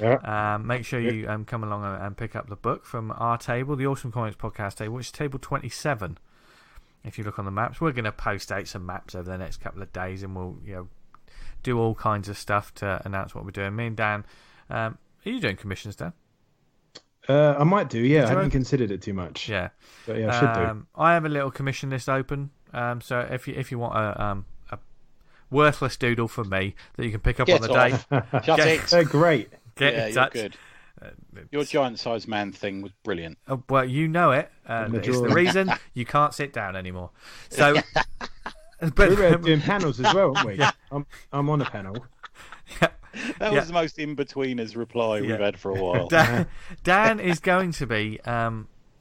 You're doing a panel, aren't you? You're moderating a panel. No, I'm on the panel. Are you on the panel? Are you moderating it? Yeah. I thought you were moderating. If I'm moderating, I'm pretty fucked. So if you want to get there and he'll tell you you're moderating it, and you won't know. Yeah, you've done this show long enough, Dan. You know what you're doing. You just ask people questions. Getting people to talk about themselves. People fucking love doing that. Most people. Yeah. If in doubt, just go aha, and we'll find out when we hit the messages after the show, and I'll find out what's going on. So go your influences, then people rattle on for ages.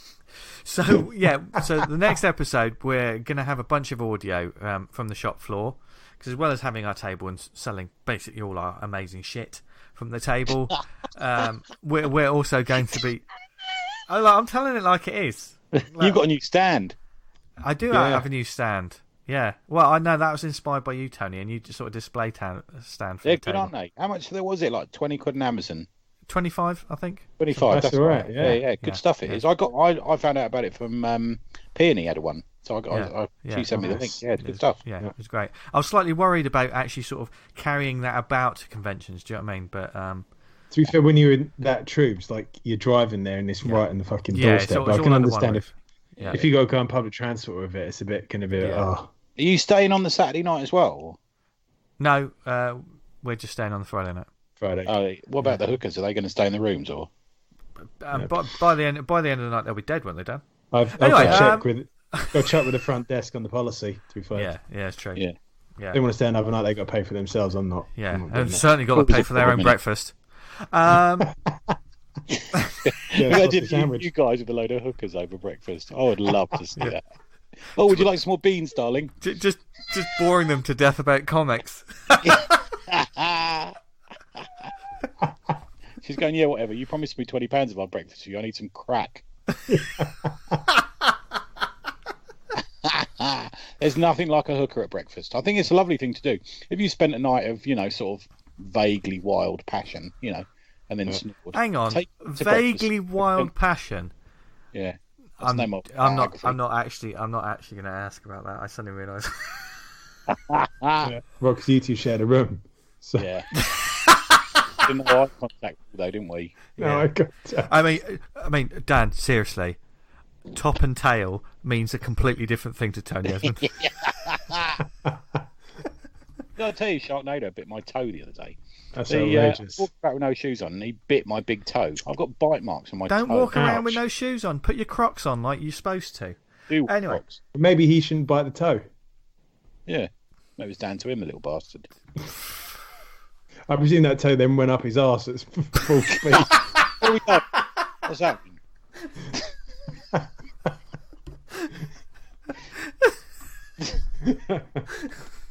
Right. Recommendation? Not recommendation.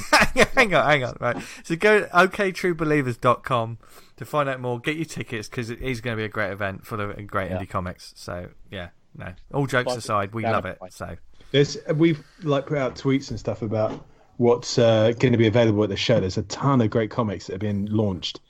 Yeah, I can't wait to pick up my John Tucker comic. Yes. Oh yeah, the King. Because I haven't read it. You haven't read it? Yes, brilliant. Yeah, we might actually get Dan's live review of it on there. That'd be good. So we've got a couple more shout outs before we do some recommendations. Who wants to do their shout out next? I've got a little list. Sorry, lads. So first up, the deadline for ELCAF applications is this week. If you're applying to ELCAF and want to be in the running to get a table, then apply ASAP. Yeah. Me and Mr. Farrell have got a Kickstarter that drops this week as well. Oh, yes. Can't wait. Yeah. You boys have seen it. It's Atomic Hercules. It's first in a 2-issue series. You cannot just say Atomic Hercules. You put some drama into your voice. It is Atomic Hercules. Dan, show him how it's done. How should he say Atomic Hercules? Oh, fucking Atomic Hercules. Should I say it with Atomic Hercules? Is it like that? Because that's probably out. Hercules. Anyone who's seen The Nutty Professor? Somebody sent me that. What is that from? The Nutty Professor. Oh, right, yeah. The Eddie Murphy Nutty Professor. The Eddie Murphy, the clumps. Yeah. So it's dropping. I think it's Wednesday. It drops. It is incredibly transgressive and abusive. And I think if you know anything by me or like anything by me and Mr. Falk, you're going to enjoy it. It's we've had the most fun. I've just finished writing the second issue, and that gets worse. It's pretty punk rock, I think. That's a good way to. You just don't give a fuck, do you? Yeah. It's a little bit outlaw comics. Anyone listens to Kayfabe and they know about sort of Tim Truman. You totally need to call your own sort of press outlaw comics, don't you? Yeah, it is good fun. We're talking about Wally Wood in an interview with Irina, and Ken Landgraf, who was a later years inker of Wally Wood's work, has done us a variant cover, which looks incredible. When the Kickstarter drops, you'll see it. It's worth putting a few quid in for. Not that Mr. Phelps' cover ain't great, because it's fucking ace. But wait till you see this black and white cover we've got from Ken. Adam reached out to him online after hearing about him being spoken about. I think Jim Rugg was quoting about how much he enjoyed his work, and he reached out and said we do a cover, and he read the script and he saw the strip and loved it and said he'd do one. So we're really excited about that. That's brilliant. Yeah. It's not for the faint of heart. No. But there's a couple of imaginative ways to kill people in it, which I'm quite proud of. Which Adam's drawn with a plum. It's fun. Yeah, that's what it's meant to be. It's fun. And it goes somewhere in the second issue that will make you laugh, hopefully. So the world has gone to shit. The world hasn't gone to shit because of some war. It's gone to shit because a lot of millennials couldn't work out, wanted to do drama degrees or voiceover degrees rather than learning about nuclear fission. So there's no one left to run the nuclear power stations, which have all blown up and killed the Earth. And it's about a story that happens after that.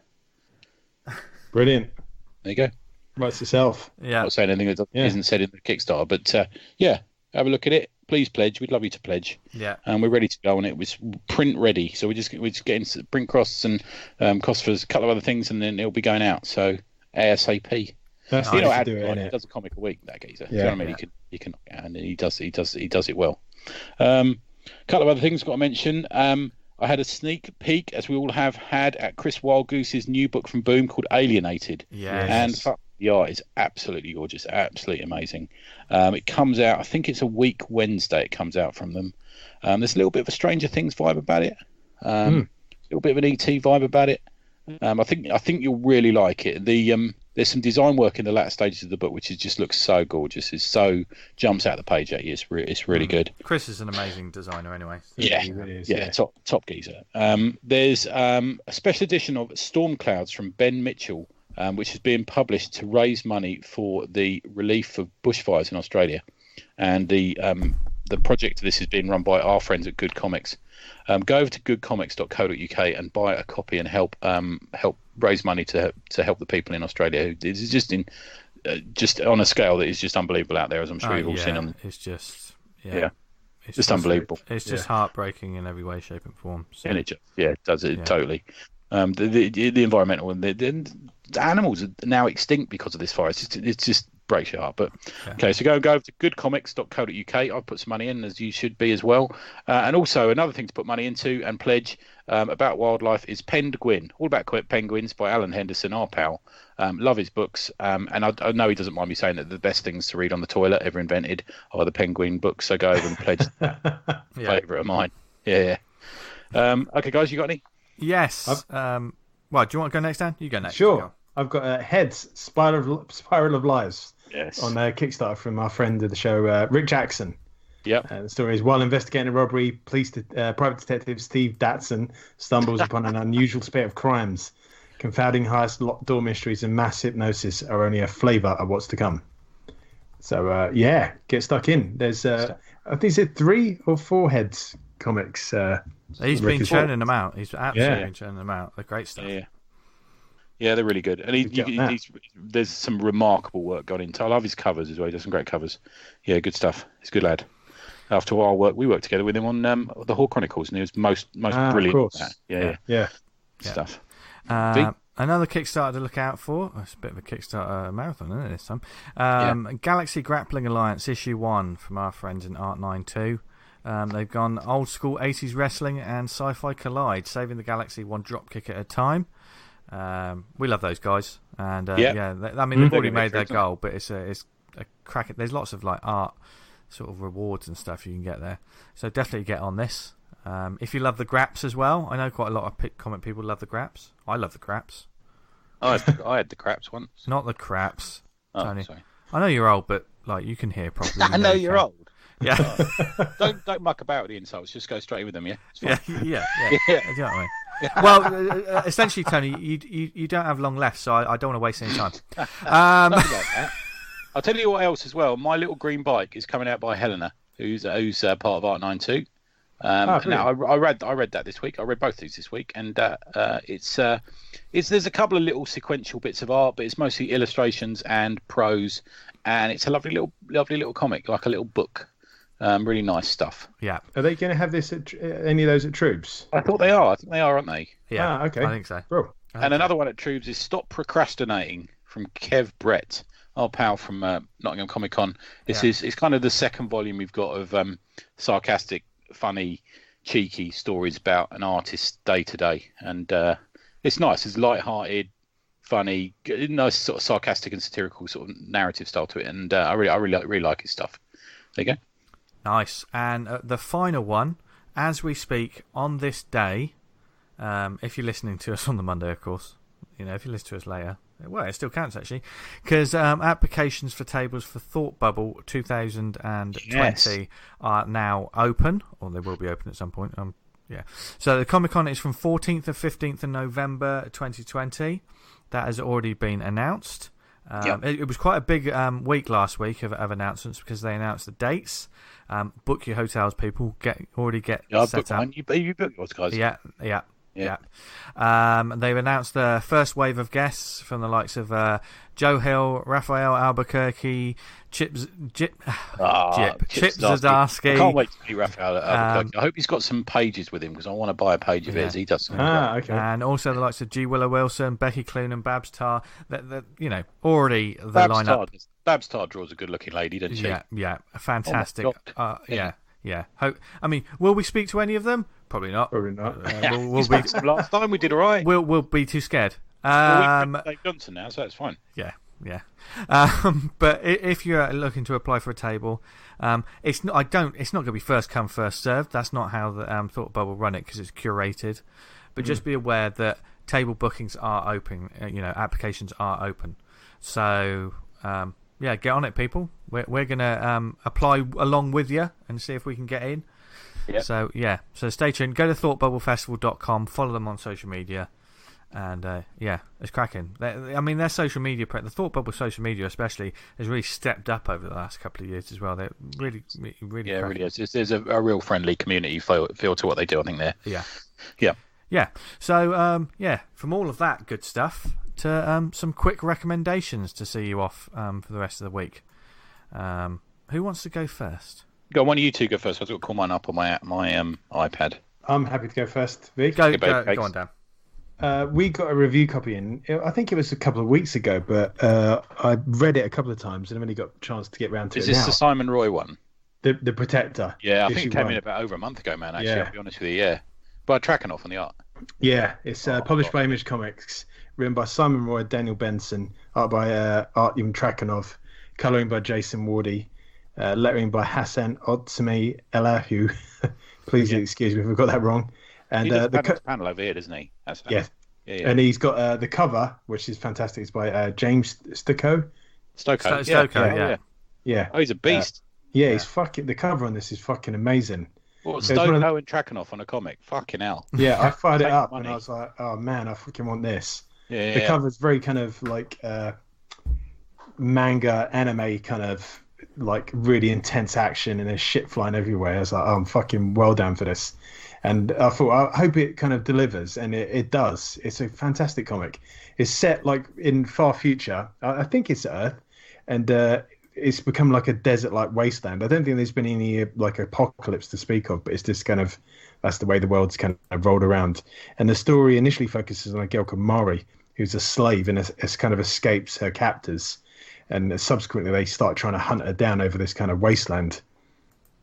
And as she's kind of fleeing from them, she kind of falls into this hole, like an abandoned cave, and she kind of unwittingly wakes up this like long forgotten kind of like malevolent being, and then the story flicks back to another part of like the land where it's other people from her tribe, and they worship the Devas, which are like these godlike race, and they warn them that this kind of entity's woken up and it needs to be fucking dealt with. So like the aging war chief, who's known as the First Knife, sort of says, well, I have to go and deal with this, and he takes off. And that's where the end of the first issue kind of rounds off. So it's a lot of setup in the first issue. But it's, with this sort of stuff, you got to do world building, haven't you? You got to immediately got to hit them hard with this is a world that you need to know more about. So there is a certain amount of information you have to give someone. Yeah, of course there is with this. Yeah. I would say it's not out yet. Is it out next week? It is out 29th of January. So as we speak, it's this Wednesday, folks. Okay. So a couple of days' time it'll be out. There's a ton of exposition, like in the first issue. I'd like more time to breathe, but I'm going to give it. You can give it a pass because it is the first issue. It needs to get all this stuff out there. Do you know what I mean? And it's great. The world building is fantastic. It kind of gives you a world that I certainly haven't sort of been in before. The art stuff by Trakanov, oh man, it's amazing. It's like it's got like a real kind of organic feeling to it, but it's quite cartoony and fleshy and rough. Just the line, there's like an edge to just the line, isn't there? There's a unsettling style. There's a rawness to his stuff, but it's so accomplished, you know. If you're listening, we'd love to talk to you. Yeah, we would. Yeah. In fact, I've sent him. We've reviewed his stuff a couple of times. So I've sent him messages, and he's always replied back. In fact, now every single one of us have recommended a book that he's done artwork on. Yeah. Okay. Yeah. So. Even I would say the sound effects in the book. I'm going to murder this chap's name again. Otsamene Elihu. It's kind of it's like hand done sound effects. Oh, good stuff. It really works with a comic. Yeah. It's like kind of a letter hasn't just banged on the old digital ones. It's like really taken time with it, and it kind of gives it a feeling of a European comic throughout. Like a lot of work gone into it. Wow. Yeah, I'd love it. I'm on board. I mean, if you like those Prophet comics that came out relatively recently from Image, it's got a very similar flavour, and I think you enjoy this. Yeah, because Simon wrote Prophet, didn't he? Yeah, of course he did. Yeah, of course he did. Yeah. Yeah, they were very well thought of, and I'm hoping this is going to get the same heat. Trakanov should be a big deal. You know what I mean? Yeah. I was thinking about. I can't see how. Go on. No, you go.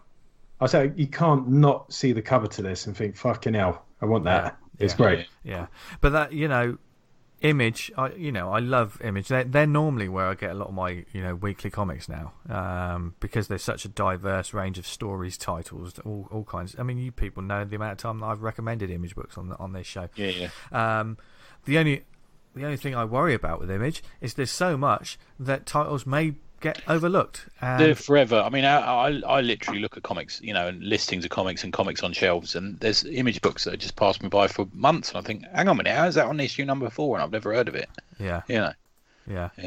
So definitely be on the lookout for this. It looks cracking. So, and Dan wants to read more, so don't disappoint him. Yes. Yeah. Never disappoint the butcher. Never disappoint the butcher. As for me, I'm going to discuss a Kickstarter reward that came through the other day. A couple of weeks ago it turned up, but I thought I'd talk about it this week. It's from our boys at Reckless Hero. It's The Last Sheriff Part 6. Oh, nice. They're churning out this series. Fucking hell, yeah, doing well on that, aren't they? Yeah. And obviously the Kickstarter rewards as well. There were some lovely prints, badges. I got my Last Sheriff T-shirt, which is brilliant. So if you see, I've got one of them. Yeah, if you see, it's a really nicely designed T-shirt. And if you see the boys at a show, pick one up because it's just really cool. It's got brilliant artwork and there's a nice design on it.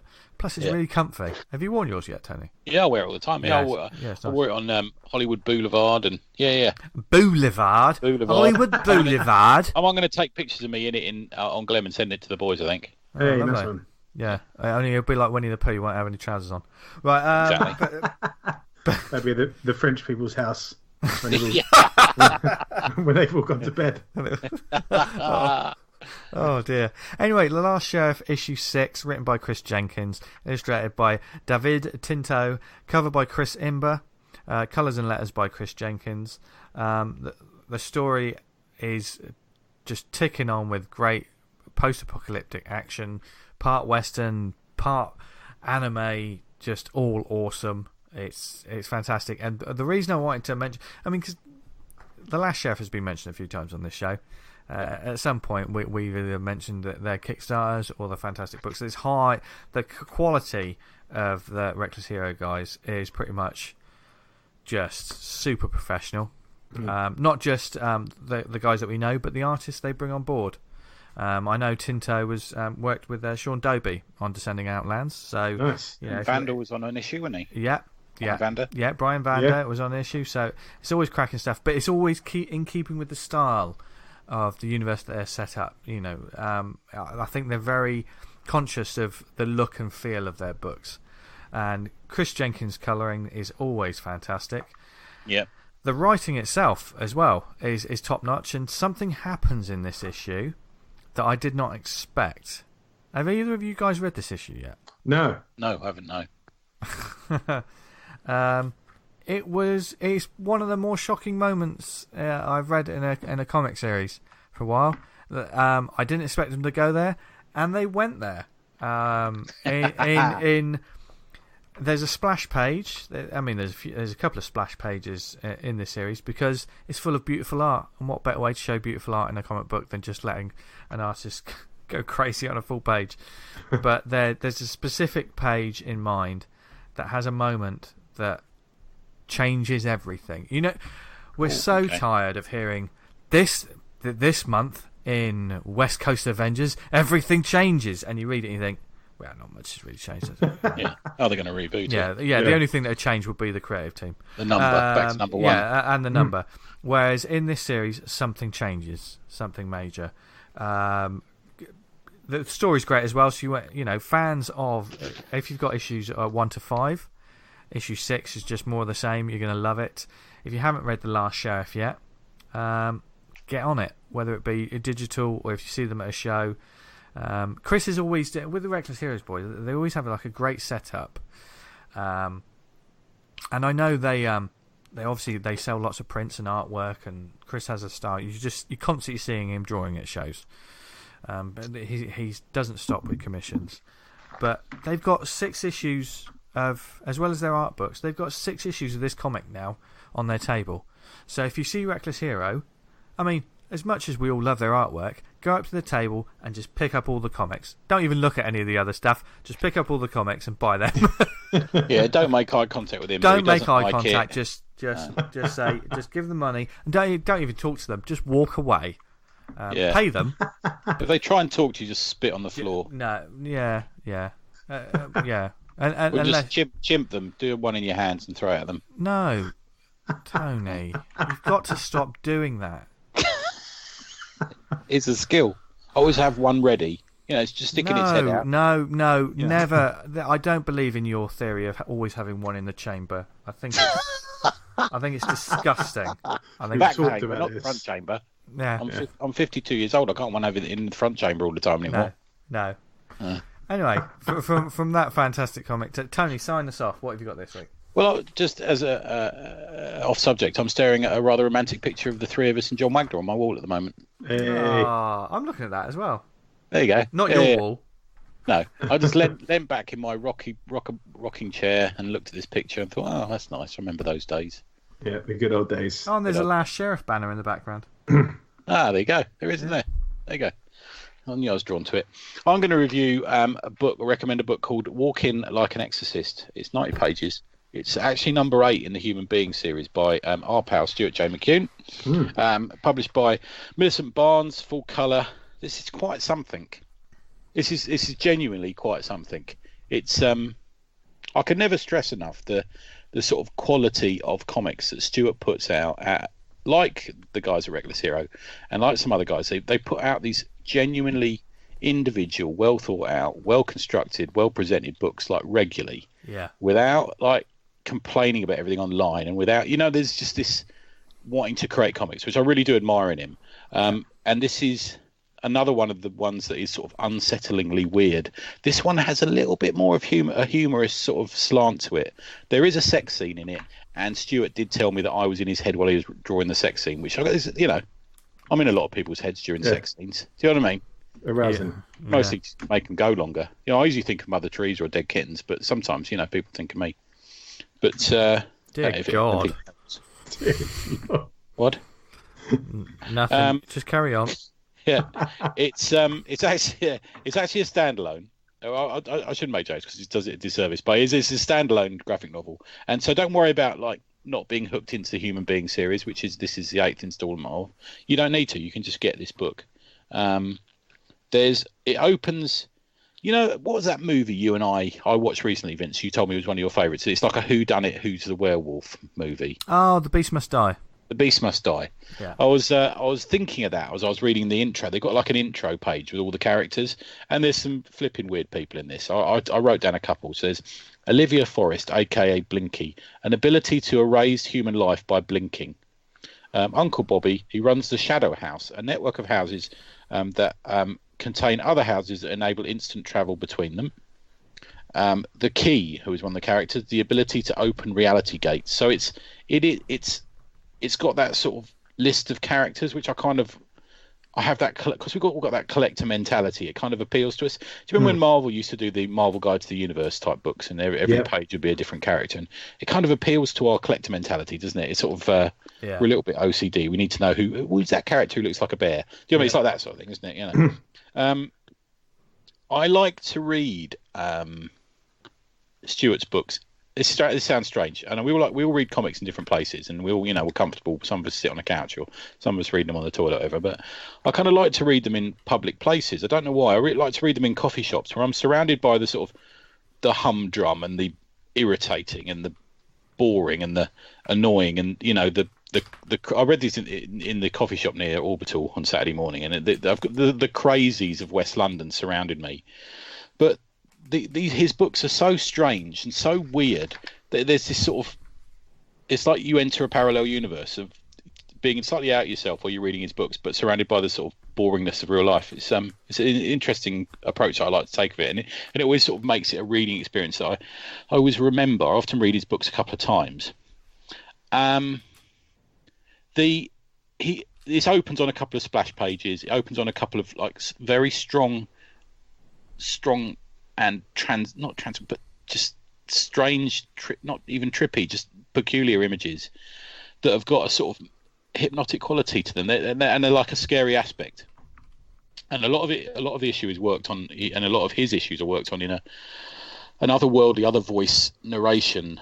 And he plays in that sort of Burroughsy type, Naked Lunch, where he travels to what country does he go to in Naked Lunch, Burroughs, after he kills his wife? He goes to, it's not Tunisia, or it's someone like that. I can't remember a bit, but he goes to this other country, and it's strange. There's something wrong about it. There's something not right about it. It's not really where he's gone. And in a lot of Stuart's books, he travels to places that you think but they're presented in a slightly different way that is unsettling. He uses language that is rather creepy, but then immediately, so there'll be a discussion, and there's an echoey quality to his voices in your mind that it's got a strange. It gives you a strange sensation. It takes you out of it. But then suddenly he'll drop something just pragmatically straightforward right into the middle of it, and it's not jarring, but it just shakes you a bit, so you realise what's going on.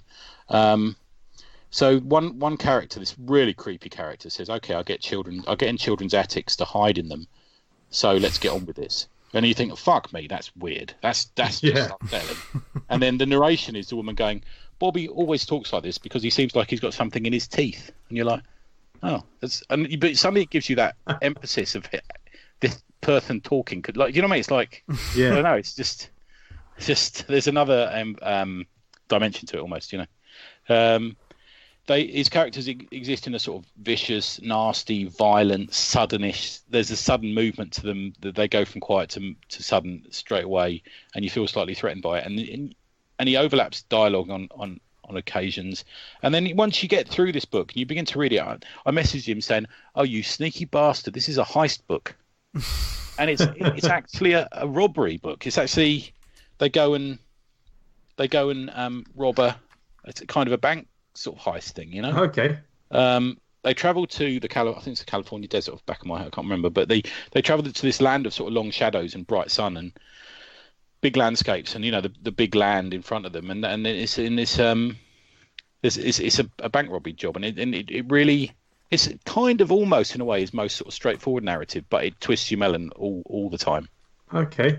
There's a couple of sisters in it who look like, I don't know, they look like some kind of sort of spooky cosmic characters who speak with a slight humour and a sort of bizarre knowingness.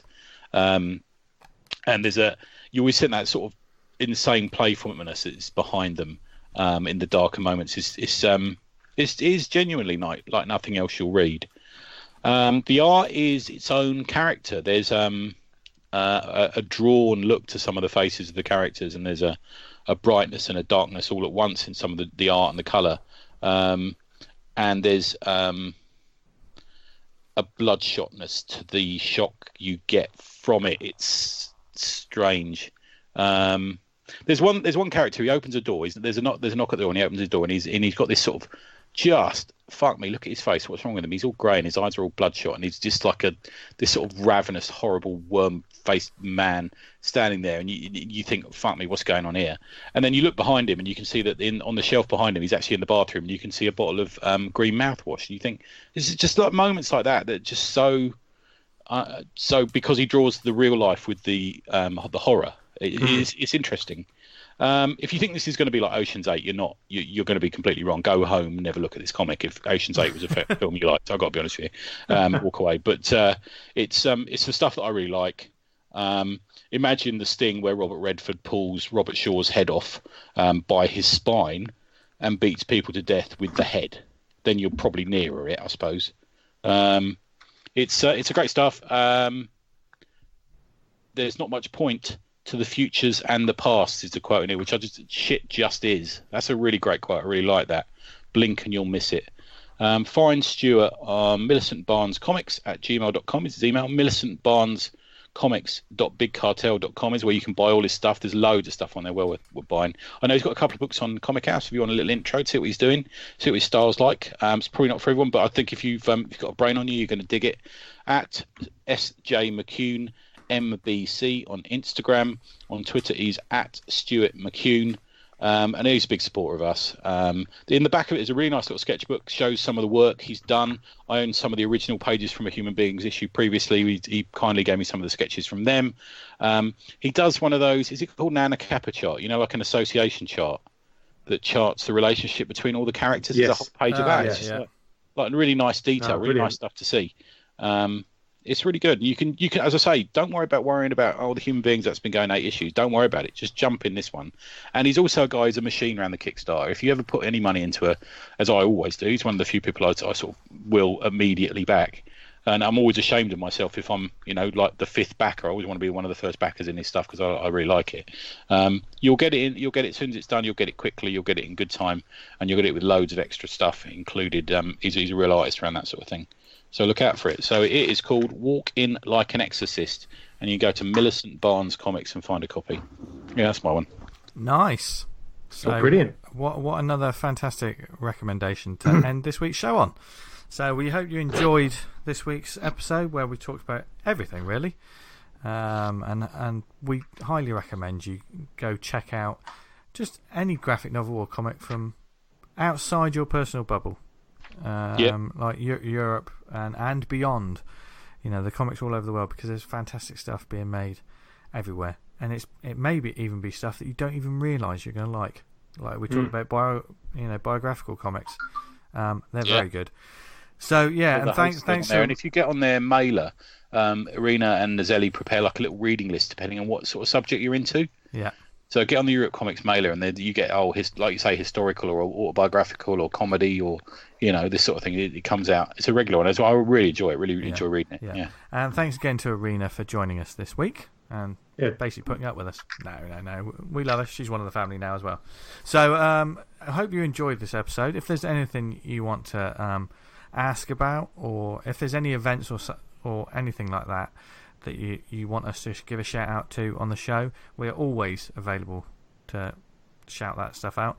So give us an email, awesomecomicspod@gmail.com. Likewise, if you've got an upcoming comic you want us to know about, send us an email. Follow us on Twitter @TheAwesomePod, where we'll be announcing the latest guests or whatever, or shouting about this show, or doing whatever we do on a weekly basis on there. And if you do the Book of Faces, go to facebook.com/awesomecomicspodcast.